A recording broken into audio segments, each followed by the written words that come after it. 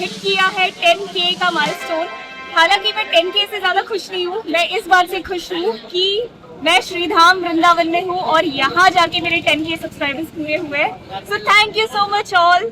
और किसी ने कहा था कि हम फैंस को भी YouTube के ट्रिक्स दे दो कि किस तरीके से चैनल मोनेटाइज करते हैं। तो आज इस वीडियो में मैं आपको कम्प्लीटली बताऊंगी कि किस तरीके से आप चैनल मोनेटाइज कर सकते हो, कैसे आप YouTube से अर्न कर सकते हो, YouTube के क्राइटेरिया क्या क्या होते हैं, मेरी खुद की YouTube जर्नी क्या है, ये सब मैं आपको बताऊंगी। तो वीडियो में बने रहो।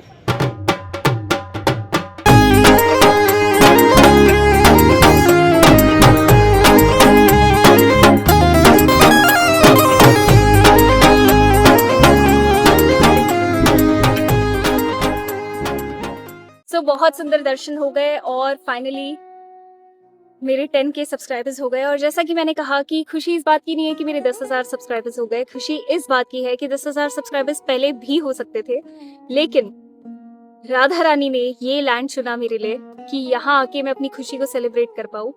तो इस बात से बहुत ही अच्छा गहरा संकेत मिलता है जो मैं आपको वीडियो के एंड में बताऊंगी, क्योंकि तब मैं शेयर करूंगी अपनी YouTube जर्नी कि किस तरीके से मैंने YouTube पे वीडियोस बनाना स्टार्ट किया और क्यों किया। मैं लॉ कर रही थी, मैं इंडियन आर्मी के लिए प्रिपरेशन कर रही थी, बट वो सब छोड़ के मैं YouTube पे कैसे आई, मैंने कहाँ से शुरू कर दिया और कहाँ जाके मैं आज वृंदावन में अपने माइलस्टोन को सेलिब्रेट कर रही हूँ। तो बहुत खुशी की बात है। हम वीडियो के एंड में इस बारे में बात करेंगे।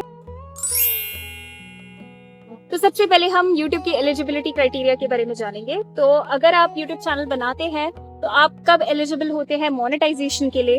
1000 subscribers and 4000 watch time hours होने चाहिए और 90 डेज में आपके 3 मिलियन व्यूज होने चाहिए शॉर्ट्स में। 4000 जो वॉच टाइम आवर है वो लॉन्ग वीडियोस के लिए होता है और जो 3 मिलियन व्यूज होते हैं ये आपकी शॉर्ट्स के लिए होता है। तो मेरे हिसाब से तो लॉन्ग वीडियोस ही बनाना अच्छा है, बिकॉज शॉर्ट्स कब जाके एक वायरल होगा, उसके पीछे दूसरा होता है नहीं होता है, थोड़ी श्योरिटी नहीं होती है। तो ये तो मेरा मानना है। बाकी जिसको अगर शॉर्ट्स में इंटरेस्ट है वो शॉर्ट्स बनाए, जिसको लॉन्ग वीडियोस बनानी है वो लॉन्ग वीडियोस बनाए, पर्सनल चॉइस है। अब बात करते हैं 4000 वॉच टाइम आवर्स क्या होते हैं। तो और 365 डेज में ही आपको ये पूरे करने होते हैं। तो 4000 वॉच टाइम आवर्स होते हैं कि फॉर एग्जाम्पल आपने 10 मिनट की एक वीडियो डाली है और 6 लोगों ने आपकी वीडियो पूरी एंड तक देखी है। तो 6 लोगों ने अगर 10 मिनट की वीडियो देखी है, इस हिसाब से आपको 1 घंटे पूरे मिलते हैं। ऐसे करके आपको 4000 घंटे पूरे करने होते हैं, वो भी 365 दिन में। फॉर एग्जाम्पल आज के दिन मैंने एक वीडियो डाली और जिसमें मुझे 10 घंटे मिले, ठीक है, अगले ही साल आज के दिन वो जो 10 घंटे मिले वो माइनस हो जाएंगे। तो कुछ भी हो 365 का साइकिल चलता ही रहेगा जब तक आपका चैनल पूरा 4000 पे हिट नहीं कर देता। वो आपको 3000 दिखाएगा, लेकिन 3000 बाद में बढ़ के 1000 एक और आपको पूरा करना होता है। सेकंड जो आता है वो होता है कि आपके पास एक अच्छा सा डिवाइस होना चाहिए। स्मार्टफोन तो हर किसी के पास है, लेकिन कैमरा क्वालिटी थोड़ी अच्छी होनी चाहिए। अगर आपको लगे कि GoPro ले लो, कैमरा ले लो, अगर आपको प्रॉपर व्लॉगिंग करनी है तो आप इन्वेस्ट कर सकते हो। और नहीं तो आपके स्मार्टफोन से भी अगर आप कर रहे हो तो ये कोशिश करना कि स्टेबलाइजेशन होनी चाहिए वीडियो में, क्योंकि जब आप किसी और की वीडियो देखेंगे और वीडियो एकदम शेकी वाली और ब्लर है, हिल रही है, क्वालिटी अच्छी नहीं है, तो आप खुद वीडियो को थोड़ा सा देखेंगे और फिर बोर होने लगेगा, है ना। तो हमें ऐसे वीडियो प्रेजेंट करनी चाहिए जो खुद हम भी देख सके, है ना। हमें देखने में अच्छा लगता है, हम दूसरों की वीडियो को बराबर जज कर लेते हैं कि अरे यार इसने ऐसे से डाला है, बहुत ब्लर है, हिल रहा है बहुत, तो आप ऐसी वीडियो क्यों डालेंगे, है ना। तो आप भी ऐसी वीडियोस डालें जो बिल्कुल स्टेबलाइजेशन हो, प्रॉपर हो, क्वालिटी अच्छी हो वीडियो की। वीडियो क्वालिटी के साथ साथ ऑडियो क्वालिटी भी बहुत अच्छी होनी चाहिए। आपके बैकग्राउंड में बिल्कुल भी नॉइस नहीं होना चाहिए। आप जब कह रहे हैं तो आप ही को लोग सुने, ऐसा होना चाहिए। अब मेरे बैकग्राउंड में एक्चुअल साउंड कैसा आ रहा है वो आप सुनिए एक बार। इतना ज्यादा आवाज है, पीछे टाइल कटिंग हो रही है, कुछ हैमरिंग हो रही है, काम चालू है, बर्ड्स की भी आवाज आ रही है। हाउ नाइस, पैरट है। राधे। अब जब आप बात करते हैं कैमरा में, सबसे पहले आई इंटरैक्शन इज वेरी इंपॉर्टेंट। जब आप बात कर रहे हैं तो आपको कैमरा लेंस पे देख के बात करना होता है। इससे ऑडियंस को लगता है कि वो 1-on-1 आप ही से बात कर रहे हैं, डायरेक्ट इंटरैक्शन लगता है। तो ये बहुत ज्यादा जरूरी है। कुछ लोग होते हैं, जैसे कि मैं भी कई बार करती हूँ, कि जब मैं बात कर रही हूँ, कुछ एक्सप्लेन कर रही हूँ, तो ऊपर देख के फिर ऐसे करती हूँ। तो आई कांटेक्ट मेंटेन करना बहुत ज्यादा जरूरी है। अब सबसे ज्यादा इंपॉर्टेंट पॉइंट है कि आपके वीडियोस का टॉपिक क्या होना चाहिए। तो बहुत सारे लोग ना अपने टॉपिक्स को चेंज कर देते हैं। कि कभी डेली व्लॉगिंग स्टाइल कर रहे हैं, कभी कुछ कर रहे हैं, कभी कुछ कर रहे हैं। तो इससे ना आप एल्गोरिदम को कंफ्यूज कर देते हो। या तो आप ब्यूटी का, फैशन का बना रहे हो, या आप टेक्निकल वीडियोस बना रहे हो, जैसे इसको रिपेयर कैसे करते हैं, ये कैसे करते हैं, ये कैसे करते हैं।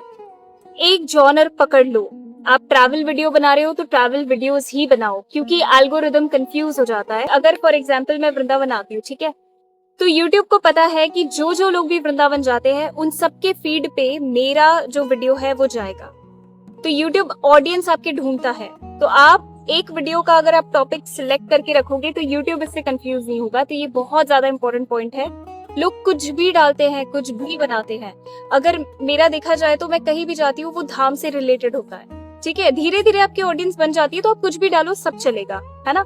अभी हम बड़े बड़े सेलिब्रिटीज या बड़े बड़े जो लोग होते हैं उनसे खुद को कंपेयर नहीं कर सकते, बिकॉज अभी हम बिगिनर लेवल है। हमें एक जॉनर को पकड़ के उसे आगे तक ले जाना है, मतलब उसी पर चलना है, चेंज नहीं करना है। ये सेम चीज मैंने इंस्टाग्राम पे की थी। मैं जब केदारनाथ गई थी तब मेरी वीडियो वायरल हो गई थी। और उसके बाद क्या हुआ था बहुत फनी है ये, कि हम तो है मतलब कृष्ण कॉन्शियसनेस में ही है। और मैं तो हालांकि सारे भगवानों को मानती हूँ, बिकॉज मुझे ऐसा लगता है कि अगर आप वैकुंठ जाते हो तो भगवान तो एक ही मिलने हैं आपको, है ना। तो मेरी एक वीडियो शिव जी की वायरल हो गई। उसके बाद मैंने गंगा की डाली, सब में मतलब अच्छे अच्छे व्यूज आ रहे हैं। फिर मैंने डाला इस्कॉन का दर्शन करते हुए, कुछ हरे कृष्ण का महामंत्र चल रहा है, मैं डांस कर रही हूँ, ये वो ऐसे था। तो किसी ने मुझे कमेंट किया कि मैं आपको अनफॉलो कर रहा हूँ क्योंकि आप, मुझे लगा था शिव भक्त हो लेकिन आप तो कृष्ण भक्त निकले। तो लेकिन इससे मैंने इंस्टाग्राम के जो एल्गोरिदम है उसको भी कंफ्यूज कर दिया था कि मैं डाल रही हूँ यहाँ पे शिव जी के।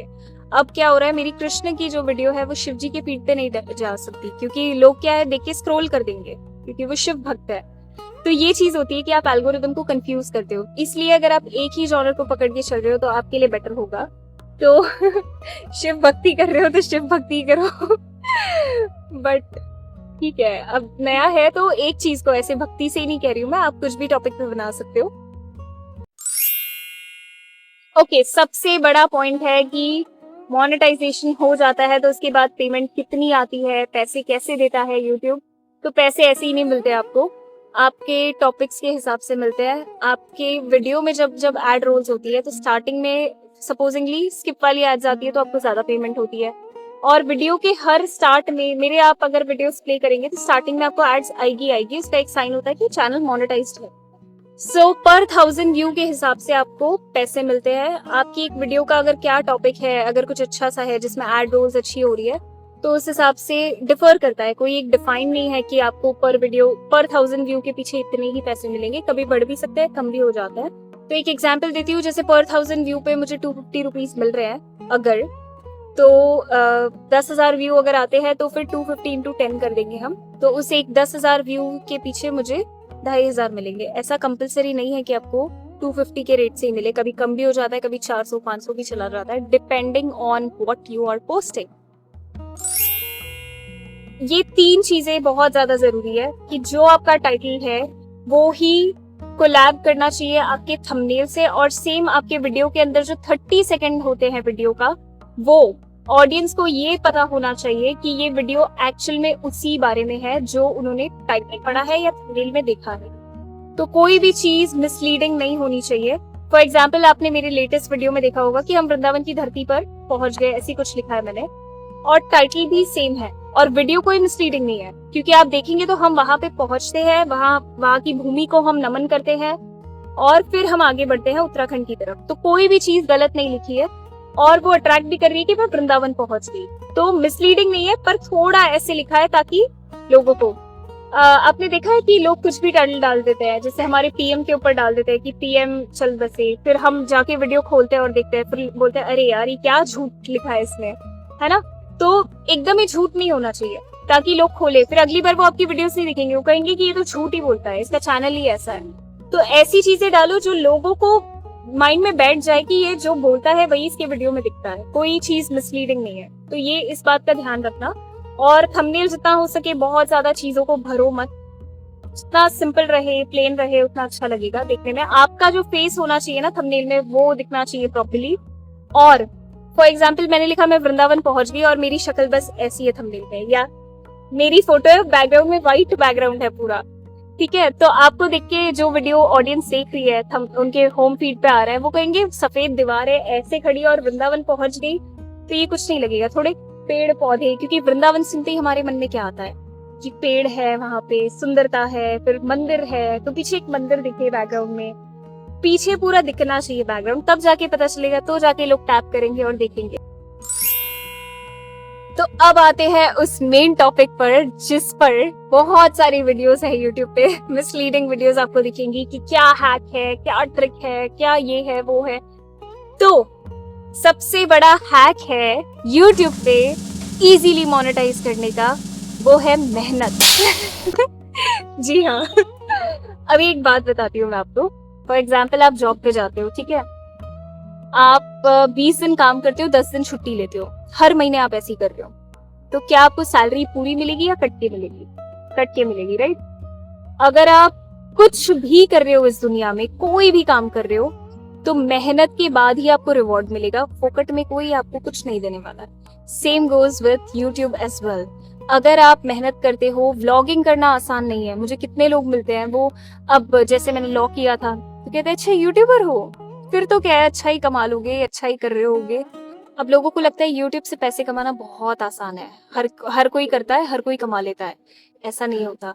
आपको शूट करना होता है, आपको चौकन्ना रहना होता है। कभी कोई मूवमेंट हो रहा है तो आपको ऑलवेज कैमरा रेडी रखना होता है कि यहाँ कुछ हो रहा है, तुरंत उसको शूट करो। और जब आप शूट करते हो तो आपके दिमाग में वो चीज होनी चाहिए कि मुझे वीडियो इस तरीके से बनानी है, आज की इस तरीके से स्टोरी जानी चाहिए। वीडियो में एक स्टोरी होती है, ऐसा नहीं होता है कि आप सीधे उठा के ये सीन दिखा रहे हो, वो सीन दिखा रहे हो। आपको पूरा एक स्टोरी जैसा बनाना होता है। फॉर एग्जाम्पल, मैं सुबह उठी हूँ, मैंने कहा मैं वृंदावन में हूँ और आज हम दर्शन के लिए जा रहे हैं, और मैं दर्शन से आ गई, मैंने कहा मैंने दर्शन कर लिए, आपको बस भगवान जी दिखा दिए वहां के, और बस आज का ब्लॉग खत्म। हमने ये खाया, हमने ये किया, हमने ऐसी ऐसी बातें की।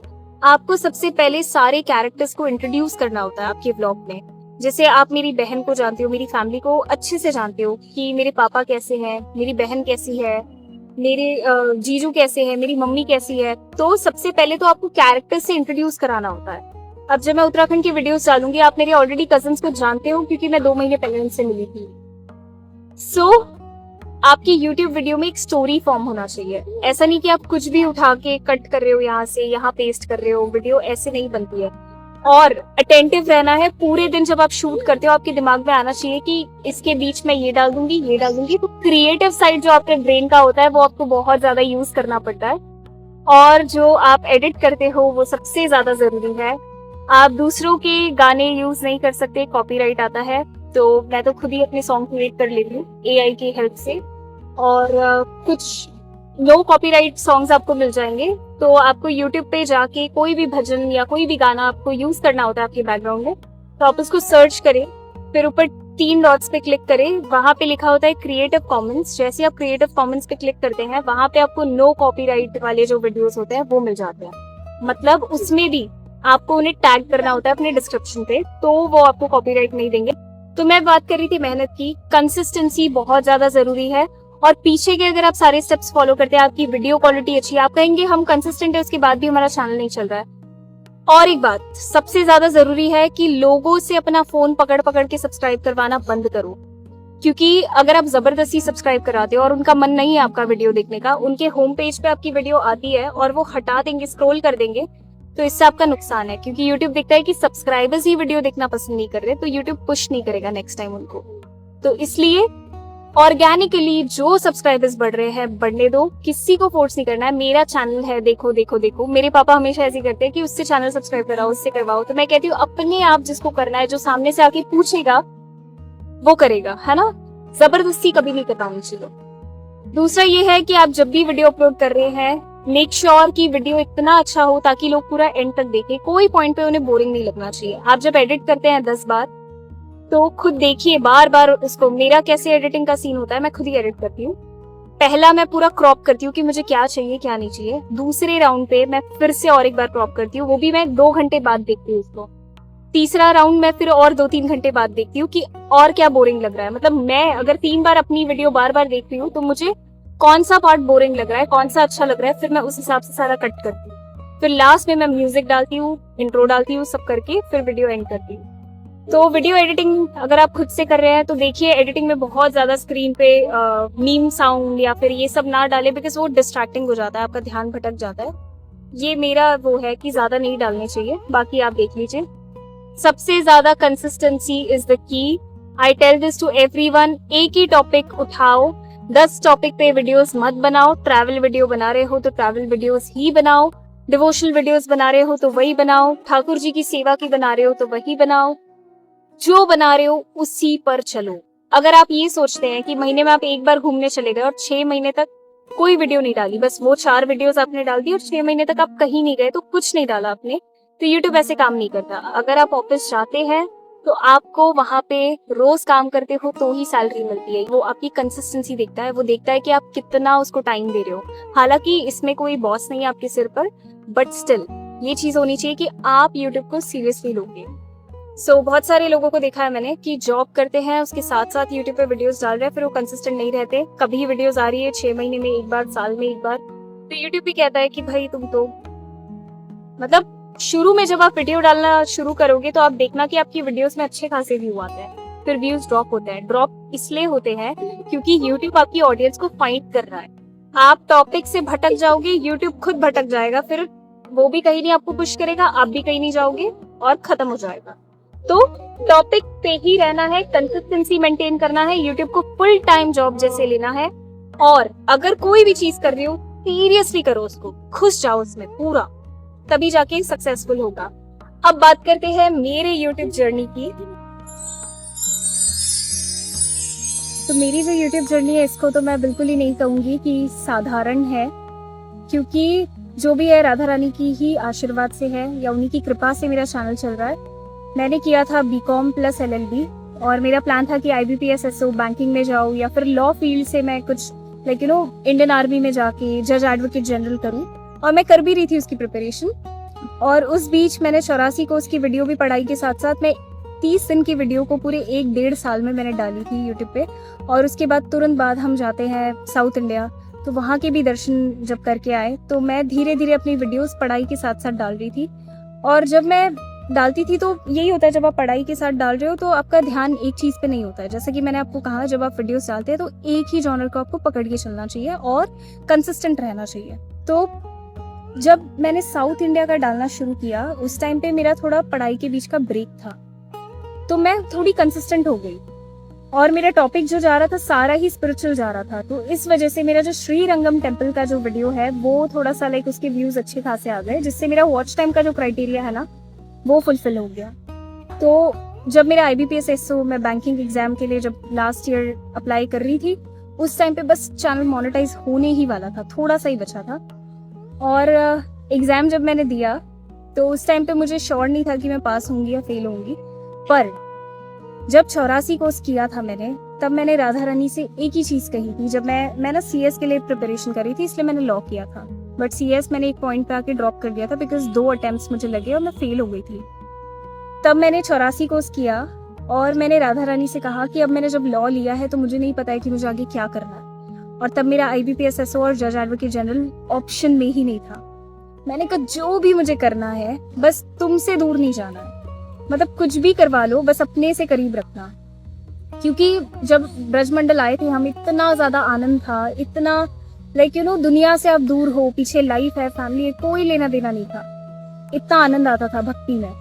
तो मैंने कहा था कि बस मुझे तुम्हारे करीब रखना। अगर मैं आर्मी में जाती हूँ तो मुझे ट्रांसफर्स लेने पड़ेंगे, दूर चली जाऊंगी, पता नहीं मैं भक्ति प्रैक्टिस कर पाऊंगी कि नहीं, चैंट कर पाऊंगी कि नहीं। तुम आसपास भगवान होते तो हम क्यों आते हैं भगवान धामों में या फिर मंदिर क्यों जाते हैं? बिकॉज वो एनर्जी, वो वाइब जो होती है ना, वो आपको और पुश करती है, या वो वाइब आपको पुल करती है अपनी तरफ, और आप डिवोशन में और ज्यादा ग्रो करते हो। इस वजह से हम धाम जाते हैं।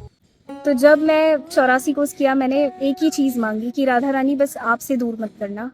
और आज जाके मेरे 10K सब्सक्राइबर्स जब हुए तो वो भी श्रीधाम वृंदावन में हुए। तो ये मैं एक राधा रानी की तरफ से, आप अगर मेरी वीडियोस देखते हो तो आपको पता है मैं हर बात पे साइंस लेती हूँ।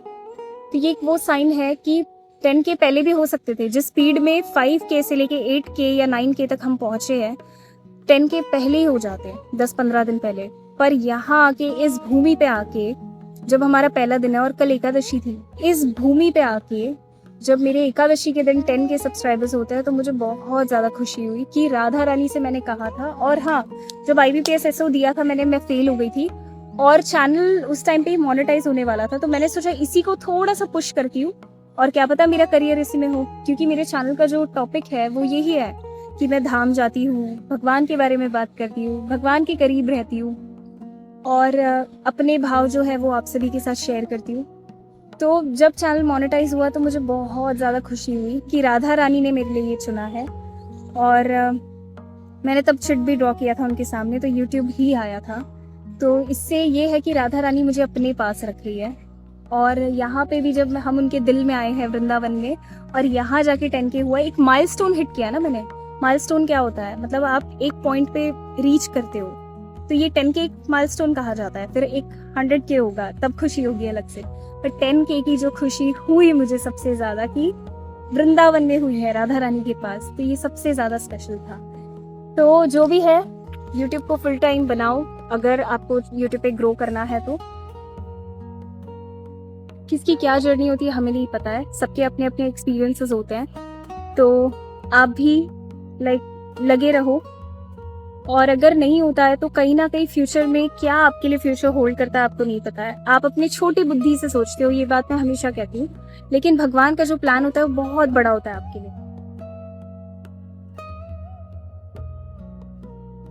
मैं हूँ श्रीधाम वृंदावन में। ये सारी वीडियोस है आपको कुछ दिनों में देखने मिलेगी, और फिलहाल हम उत्तराखंड वाली जो सीरीज है उसको कंटिन्यू करते हैं। तो आप मेरे साथ साथ चलेंगे तो आपको भी आनंद आएगा। चलिए मिलते हैं। Radhe Radhe, thank you so much for watching. और आज सुबह किसी ने कमेंट किया था कि फैन वाली चीज, कुछ फैन वर्ड यूज किया था, तो या फैन वाला नहीं है हमारा, हम सब डिवोटीज हैं। सखा सखी वर्ड यूज हम कर सकते हैं, हम सब एक समान है, ठीक है। तो मेरा बेसिक चैनल का मोटिव ये है कि जो मैं चीजें फील करती हूँ मेरी नजरों से वो चीजें आप भी फील करोगे, है ना। तो मैं कुछ हूँ नहीं सेलिब्रिटी जो आप फैन हो मेरे। हाँ, आपको वीडियोस देखना अच्छा लगता है, उसके लिए थैंक यू सो मच। और आप सब भी इक्वली इम्पोर्टेंट हो जैसे राधा रानी है। सो या थैंक यू। राधे राधे, जय श्री कृष्ण, बाय।